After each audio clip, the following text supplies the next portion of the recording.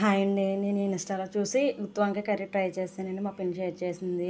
కళాయి పెట్టుకొని 2 table spoon నూనె వేసుకొని, ఆనియన్స్ కొంచెం పెద్దగా కట్ చేసుకొని, అందులో జీడిపప్పు, వెల్లుల్లి రేకులు వేసుకొని బాగా ఫ్రై చేసుకోవాలి. తర్వాత కొంచెం జీలకర్ర, కరివేపాకు వేసుకొని కూడా బాగా ఫ్రై చేసుకోవాలి.